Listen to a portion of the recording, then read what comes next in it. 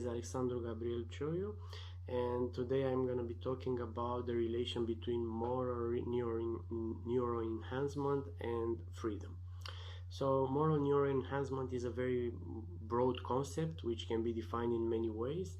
One of the main definitions given by Julian Savulescu and Thomas Douglas is that it represents any change in a moral agent effected or facilitated in a significant way by the application of neurotechnology, which would result which would be expected to result in the individual being a morally better agent.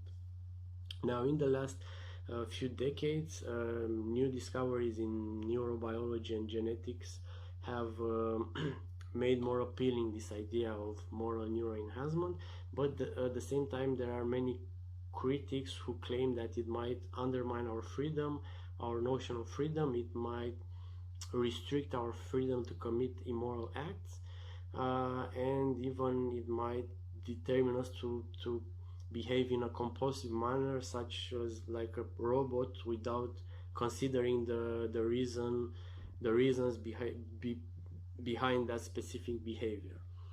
Now, there are several methods of moral neuroenhancement.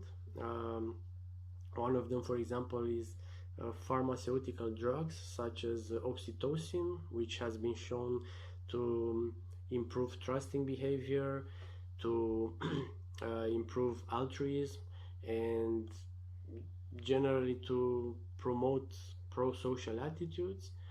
On the other hand, we have serotonin, which has been shown to alleviate depressed moods or anxiety, and even to reduce aggression in some cases. Another example is transcranial direct current stimulation, which has been shown to reduce racial bias. So these examples show that we can use these methods in order to reduce violence and racism in our society, because these are two very important issues that are widespread in our society.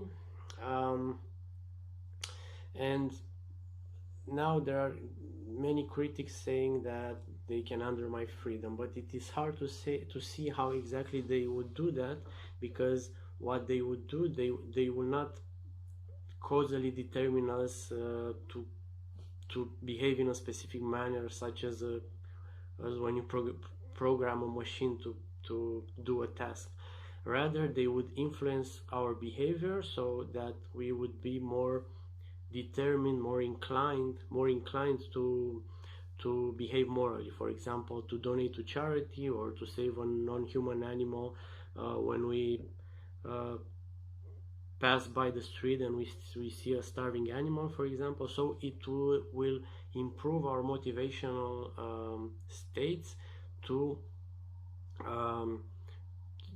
do what we already believe it's moral to do. Another example can be of a person who wants to quit smoking, but he has such a strong genetic predisposition to smoking that that he cannot do it by himself. He needs like this urge to this nicotine addiction is stronger than his motivation to quit smoking. So in this case, he might need biomedical treatment in order to overcome this genetic urge. This can be an example of a way to expand the freedom, because we would give the person an ability to overcome his predisposition to nicotine. And another example can be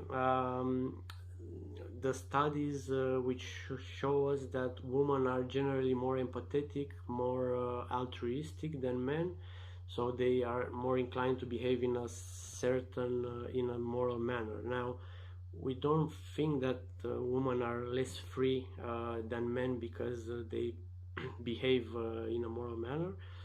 So that's how moral neuroenhancement would work. So it would make men to behave more morally, just like women do. That is, it would make them to be more empathetic and more altruistic. So that doesn't mean that it will restrict freedom.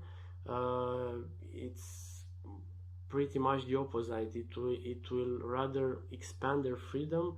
It will offer them means to better control their behavior and their unconscious states, and to have more control over their mind, and it will give them more reasons to behave morally.